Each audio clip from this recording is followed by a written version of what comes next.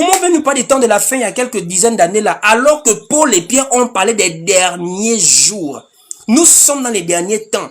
Nous sommes dans les temps de la fin. Depuis, ça n'a rien à voir avec les années 1900 que quelqu'un est né là, c'est maintenant le prophète du temps de la fin. Comment? Puisque au temps de la fin, on n'écoute pas deux personnes. Au temps de la fin, on n'écoute pas deux personnes. On écoute une seule personne. On écoute le Fils. Or, le Fils, c'est Christ. C'est par lui que Dieu nous parle aujourd'hui. Voici pourquoi nous là, nous n'apportons rien d'autre. Nous répétons le Fils qui nous a envoyés. C'est lui dans Matthieu 28 qui a dit « Allez ». On n'a pas deux commissions, on a une seule. Matthieu 28, Jésus dit « Allez ».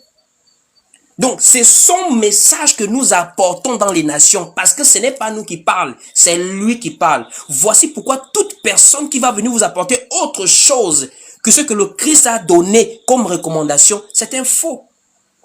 Nous restons typiques parce que nous ne sommes que des porte-paroles, des envoyés.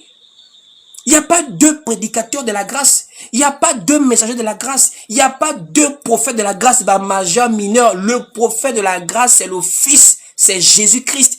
Parce que c'est dans les derniers temps que Dieu nous parle par le Fils. Or, Dieu a parlé par le Fils il y a plus de 2000 ans du calendrier que nous avons aujourd'hui. Plus de 2000 ans. Et c'est ce temps-là, quand ça arrive, que nous démarrons le temps du soir. Voici pourquoi, par exemple, l'apôtre Paul va dire « La nuit est avancée ». Paul va dire « La nuit est avancée ». Comment Paul, qui a vécu au 1er siècle, va dire « La nuit est avancée ». Nous sommes aujourd'hui au 21e siècle. Et on dit dans le temps de la fin, mais ça, le temps de la fin, c'est quelque part derrière nous là. C'est pas cohérent, c'est pas logique. Allons-y pour le livre de Romains chapitre 13 au verset 12. La nuit est avancée, le jour approche. Dépouillons-nous donc des œuvres des ténèbres et revêtons les armes de la lumière. Et là même encore, l'apôtre Pierre va encore confirmer, parce qu'ils avaient le même esprit, le Saint-Esprit.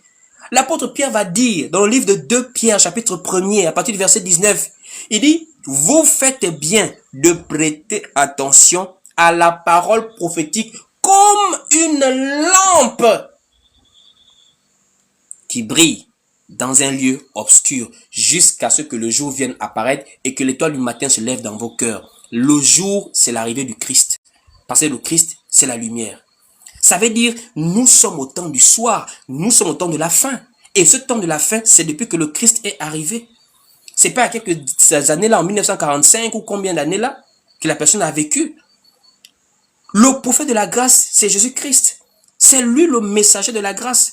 Et c'est lui que nous prêchons. Il n'y a pas de prophète majeur ou mineur à classer là. Il n'y a pas de justification biblique à classer ces affaires des prophètes là comme ça là. Ce n'est pas biblique et doctrinal de parler de majeur et mineur entre les prophètes. Nous avons deux grands prophètes par rapport aux alliances, Moïse et Christ.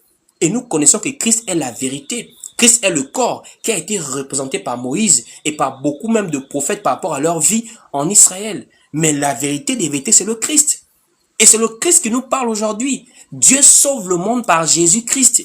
Dieu ne sauve pas le monde par quelqu'un d'autre. Nous, là, nous venons de la part du Christ. Sans Jésus, personne ne peut sauver quelqu'un d'autre sur la terre. C'est le message du Christ qui sauve. Voici pourquoi Romains dit, et la foi vient de ce que l'on entend, et ce que l'on entend vient de la parole de Christ.